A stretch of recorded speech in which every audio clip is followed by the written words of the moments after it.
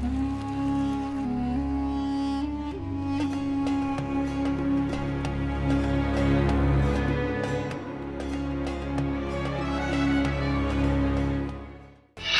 जुलाई से 18 नवंबर तक 138 दिनों की अग्नि परीक्षा। शनि की वक्री चाल का भविष्यफल। मीन में वक्री शनि की मौजूदगी। शनि की उल्टी चाल में लाभ हानि। अब होगा कर्मों का हिसाब किताब।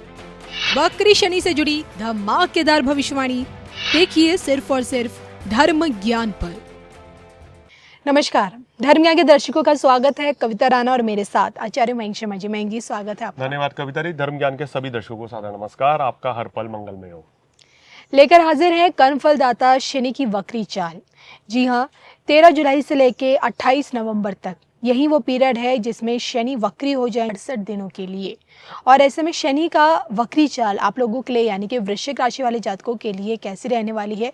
ये जो समय है, इस समय वक्री शनि किस प्रकार से आपकी हेल्थ, आपकी वेल्थ, आपकी प्रोफेशनल लाइफ पर एक गहरा इम्पैक्ट डालने वाले हैं।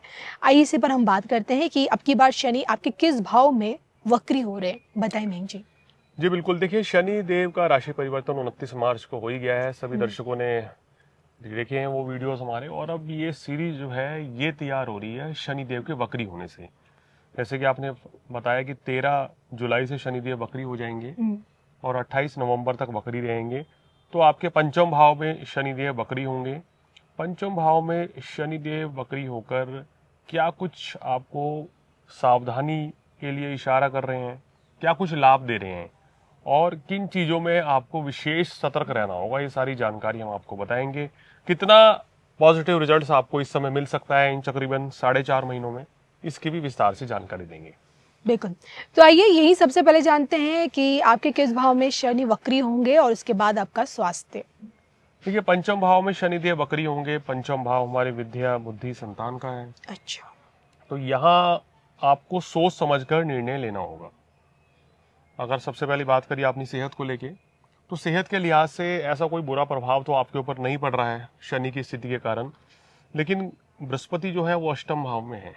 इसके चलते मेरा मानना है कि वृश्चिक राशि वालों को थोड़ा सा अपनी सेहत का ध्यान जरूर रखना चाहिए, क्योंकि आपके चतुर्थ भाव में राहु भी हैं। इसके चलते कभी कभी मानसिक तनाव की वृद्धि हो सकती है और शारीरिक कष्ट कभी कभी बढ़ सकते हैं। तो थोड़ा सा सेहत का ध्यान रखें।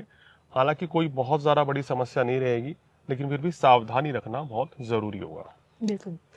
मयंक, ये तो आपने बताया सेहत के बारे में। मैं जानना चाहूंगी कि शनि वक्री होकर इनके काम कारोबार पर भी गहरा असर डालेंगे, जो लोग नौकरी कर रहे हैं, जिनका अपना खुद का बिजनेस है। देखिए, शनि या धन के कारक हैं और पराक्रम भाव के स्वामी हैं। तो यहाँ पर माफ कीजिएगा, पराक्रम भाव के स्वामी हैं और चतुर्थ भाव के स्वामी हैं, यानी कि आपका सुख साधनों के कारक होके बैठे हैं पंचम भाव में। तो अधिकतर मामले में शनि की ये स्थिति आपके लिए अच्छी ही कही जा सकती है, और शनि का वक्री होने से काम कारोबार पे कोई विशेष प्रभाव आपको नहीं देखने को मिलेगा, क्योंकि शनि की दृष्टि ना तो आपके कर्म भाव पे पड़ रही है और ना ही आपके किसी भाव को बुरी तरह प्रभावित कर रही है। तो मेरे ख्याल में आपका काम जो है सामान्य रूप से काफ़ी अच्छा चलना चाहिए, काफ़ी अच्छा लाभ भी मिलेगा। लेकिन क्योंकि धन के कारक अष्टम भाव में बैठे हैं और शनि की पूर्ण दृष्टि अष्टम भाव पे है, द्वितीय भाव पर है, तो कभी कभी धन लाभ कमाने में थोड़ा सा संघर्ष जरूर करना पड़ेगा, थोड़ा थोड़ा संघर्ष देखने को मिलेगा।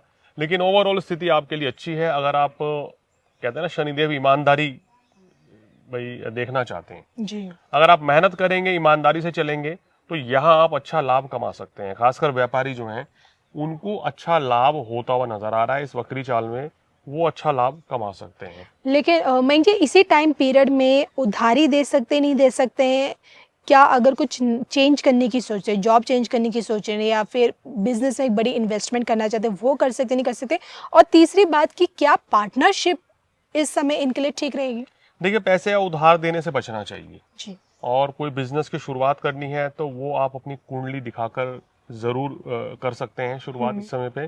दूसरी बात ये कि अगर किसी को पैसा उधार देना है तो उस चीज से भी बचना चाहिए, क्योंकि आपके धन के कारक जो हैं वो अष्टम में हैं और शनि देव की दृष्टि धन भाव पर पड़ रही है। तो सोच समझकर कोई भी निर्णय लें, जल्दबाजी में किसी भी निर्णय से बचना चाहिए। पार्टनरशिप से भी अभी बचना चाहिए, मेरी ऐसी सलाह है। लेकिन बहुत से ऐसे वृश्चिक राशि वाले होंगे जो ऑलरेडी पार्टनरशिप में काम कर रहे हैं, तो उनको थोड़ा सा पार्टनरशिप में कोई दरार ना आए, इस चीज का थोड़ा ध्यान रखना होगा और ईमानदारी के साथ चले तो चीजें बहुत बेहतर हो जाएंगी।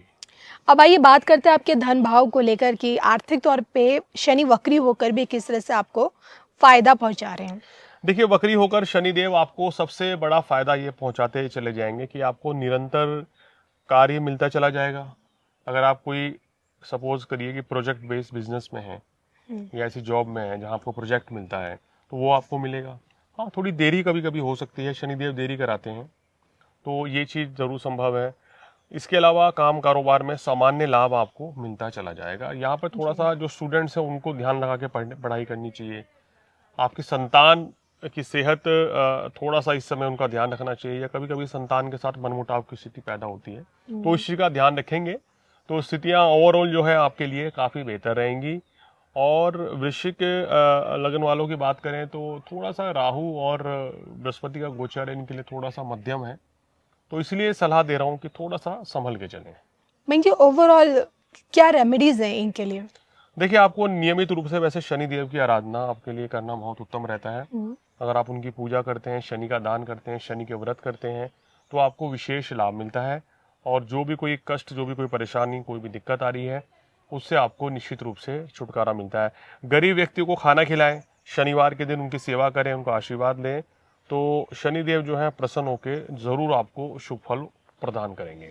तो मैं जिससे जाना कि शनि का वक्री होना और वो भी वृश्चिक राशि वाले जातकों के लिए कैसा रहेगा, इसी के साथ हमें अनुमति दीजिए। नमस्कार।